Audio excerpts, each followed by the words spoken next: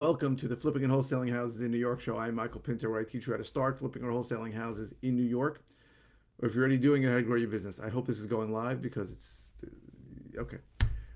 So, can a buyer back out during due diligence period? The answer is absolutely. That's what due diligence means. But there's a lot more to this than you think. If you stay to the end, I'm going to tell you what you can do as a seller to sort of prevent the buyer from backing out, ways to protect yourself. Now, let's explain what due diligence means in New York versus other states. In other states, what happens is a contract takes place between a buyer and a seller. If I'm a buyer, you're a seller. I say I want to buy your house for X dollars. You say that sounds good. I give you a contract. I may or may not even give you a deposit check. You may or may not even deposit it. And we're in contract. Then, usually in the contract, there is a due diligence period, something that will say, hey, as a buyer, I'm going to take 2 weeks to figure out if this is really a house I want to buy, even though we're in contract. That is not how it works in New York. In New York, all due diligence on a residential transaction, almost every time, is going to take place before the contract. So if we agree on a price, I'm going to then order an inspection. And if I want any repairs on, it's going to go into the contract. So the due diligence period in New York on a residential transaction takes place before the contract. Now, in commercial transactions, very often in a contract, there will be a due diligence period. But we're not talking about buying an office building here. We're talking about a regular house transaction. So this due diligence period in New York is going to happen before you're in contract. And can the buyer back out? Abso-freaking-lutely. And have buyers backed out on me? A lot over the years. And what I've learned very clearly is that until contracts are fully executed, that means, and just to tell you how the process works. So let's take it through it. I'm going to buy a house. I find a seller. Seller agrees with me and says, let's sell you the house. So I will, at that point, the seller's attorney will, and that's the difference in New York. The transaction takes place between a seller's attorney and a buyer's attorney, not between a buyer and a seller. So the seller's attorney generates the contract, sends it to buyer's attorney. Then there's negotiation. If I want any repairs done, I buy everything as is. But if it was a regular transaction, I might buy it subject to due diligence. No, I'm sorry. Then I would do my due diligence, and then we go to contract. So during that period of time, and then let's say we agree. So I would sign the contract as the buyer, send it to the seller. Seller signs the contract, deposits the EMD, the earnest money deposit, which in New York is substantial. Standard deposits in New York are 10% of the purchase price. It's negotiable, but that's what standard is. And until the seller signs the contract, after the buyer signed the contract, and the deposit is received by the seller's attorney, we're not in contract. Once that happens, we're in contract. Now, before that takes place, anybody can back out, right? People don't realize that. But I have had situations where buyers told me, I want this house so much. Oh my God, I can't wait. I'm on my way to the bank to get the deposit and then to my attorney. You'll have it tomorrow.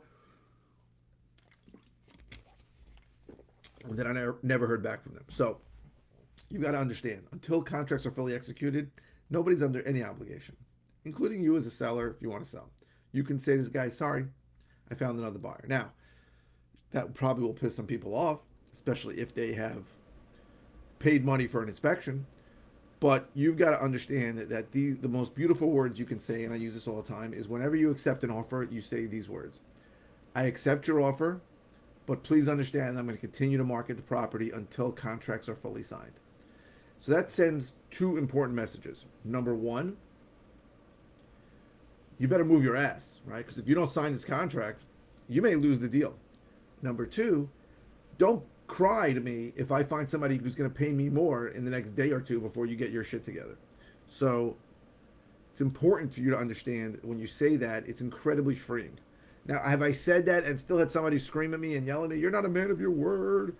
But here's the thing. I've been burned enough by buyers to not care.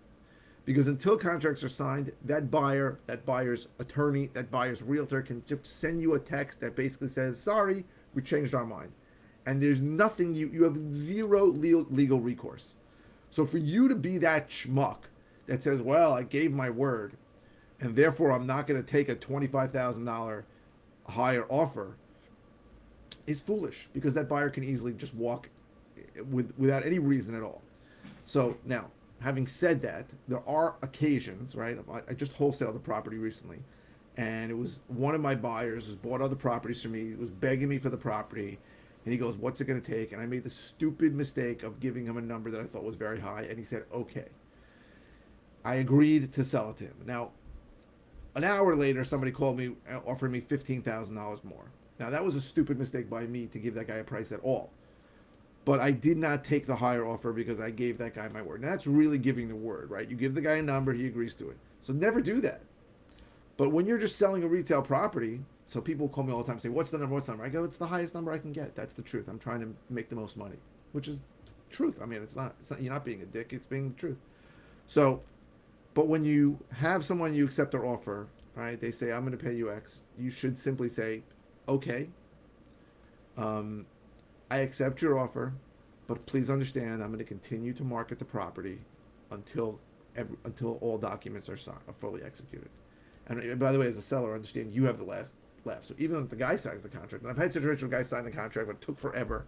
I had another offer, and I told them goodbye, and they started screaming at me. I sent in the deposit. I don't care. It's still your option as a seller, but you don't want to be an asshole and do what I didn't do, which would be tell the guy this is the number, and then have another number and say, sorry, I gave you the number, but it's wrong. So never give a number. That was a mistake I made. I'm still falling into that stupid trap. It was a guy. Listen, let's be honest. It was a guy who had bought me before. He was a pleasure to deal with. He's a great, great buyer. No problems. Will close whenever I want. Just an easy guy. So that had some value to me. The other people offered me more. I didn't know. I had a bad feeling about them. But in general, anytime somebody asks you what the number is, just don't give them the number. Just say it's as high as I can get. And then remember those key words. I accept your offer, but I'm going to continue to market the property until contracts are fully signed.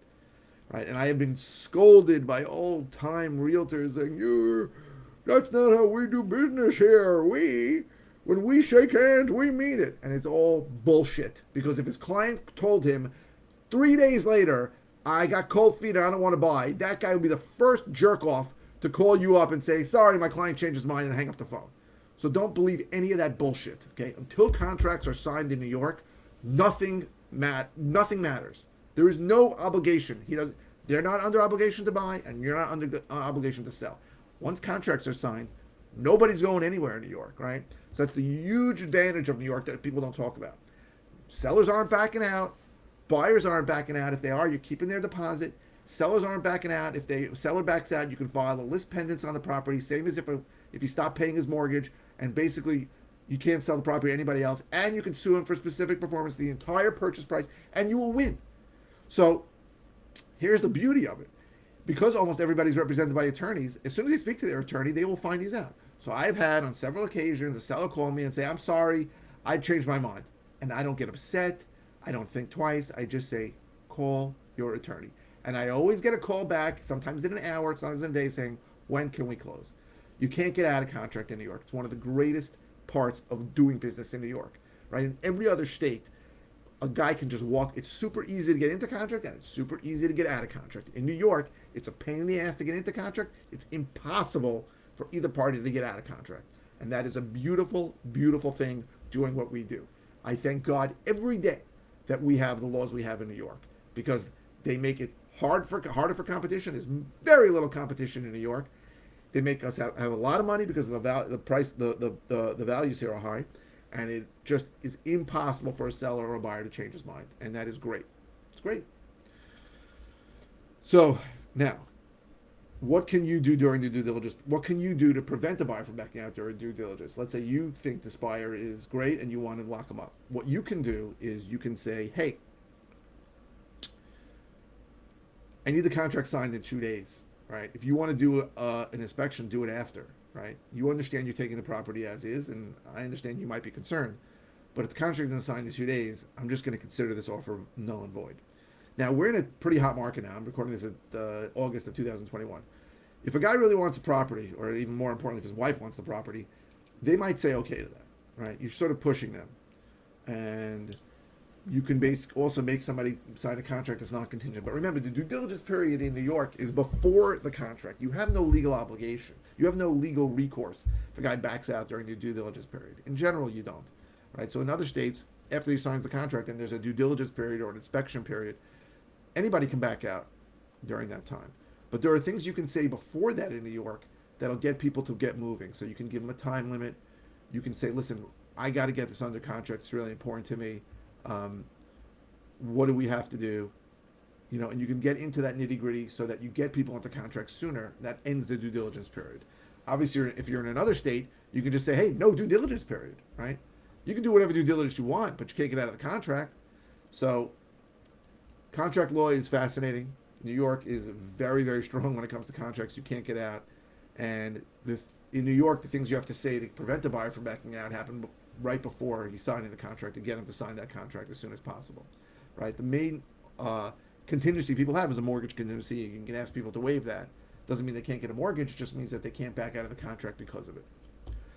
I hope this was helpful. If you are interested in different ways I can help you, go to howtoflipnewyork.com. If you're interested in my course that teaches how to do what I do, go to howtoflipnewyorkcourse.com, COURSE. If you're interested in coaching by me, go to coaching.howtoflipnewyork.com. What else? If you're watching on YouTube, please subscribe. Whatever you're watching on, please give me a thumbs up. The likes really help me. And please keep the comments coming. I go live 5 times a week. Sometimes I don't have a clue as to what to say. So please ask me any questions you have. They can be about anything, any topic. If it's a simple answer, I'll just reply. If it's a topic I've covered recently or covered in detail, I'll send you a link to the video. If it's something new, I'll do a video on it. Thank you very, very much for watching.